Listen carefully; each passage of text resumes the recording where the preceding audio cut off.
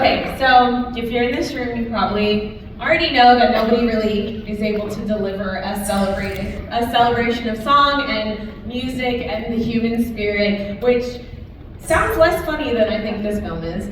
But, you know, I mean, John Carney's the shit. That's why you came here. You're like, John Carney, these guys, it's the shit. And this film is so surprising. I watch almost everything for the festival, totally cold. I only knew who was in it, who directed it, and we had such a blast when it was just the four of us in the theater, so I'm gonna expect that y'all are gonna have a wonderful ride. This cast is amazing, the script is so smart, and it's as emotionally resonant as the really amazing music that is driving in the film. And it's just a thrill to have for the first time at South by Southwest, director John Carney!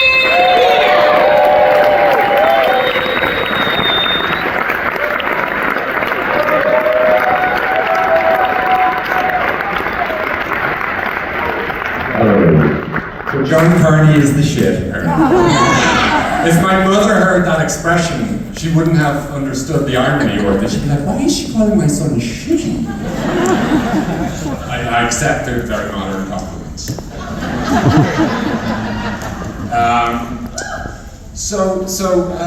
It's funny, from the minds of two drunken Irish men to the stage here in Austin, myself and Peter MacDonald, who you'll see is in this movie, came up with this film many years ago, and it's been a fucking slog getting it here for some reason.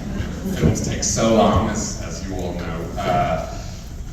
So thank you for having us. It's big. We've been waiting to come here for a long time, and it's very, very nice. This is the perfect festival for this type of movie, which is about creativity.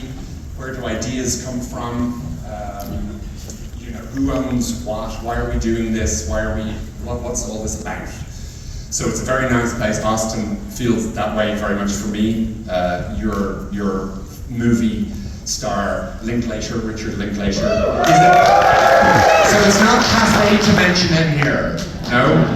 You guys are still proud of him, because in Ireland if you mention U2, it's like, nah, fuck that. There's a thing in Ireland that we do called begrudgery, which is where we hate the people that come from our own. So you don't hate Richard, it's okay for me to talk about it. So in all sincerity, genuinely, he's the reason that I'm a filmmaker. Not in terms of inspiration, but in terms of giving people permission to make films. He was somebody who, when we saw Slacker and Dazed and Confused, was like, that's incredible that guy did that. And there's been 3 or 4 times in my career where he has genuinely, and I'm not just saying this, I'm not going to say the same in Philadelphia about a guy from Philadelphia or New York or Minneapolis or something like that. He really is, for many filmmakers, somebody who took up that little camera and made something beautiful with it, and different and inspirational.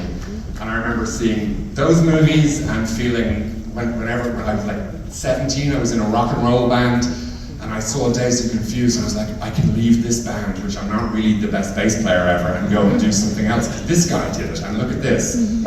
That happened. And then, when my career was floundering and I was terrified, and years later, and I had this little script for Once, I saw Before Sunset. Oh my God, that was like, I need to do it again. Thank you, Richard Linklater, twice. And here's the 3rd time. I've written a script which is set in like a music shop that's closing down, but it's all set in one place. And I've been talking to producers about it, and they're like, but it's all set in one place. And I'm like, and then I saw Blue Moon, and again, a beautiful piece of art created, you know, in such a lovely way, and it's given me permission a 3rd time, hopefully. So next time we'll be back with a musical set in a music store. Hell yeah! What else to say? Yeah, stick around afterwards. We will have a chat with some of the sexy cast that are here. They really are the shit. They really are the shit. Can confirm. We may sing an a cappella version of the song in the film. Oh, I'm lying. Nobody's going to do that. Okay, so the higher and more drunk you all are, the more chance we can have a party together. Thank you guys. Enjoy the film.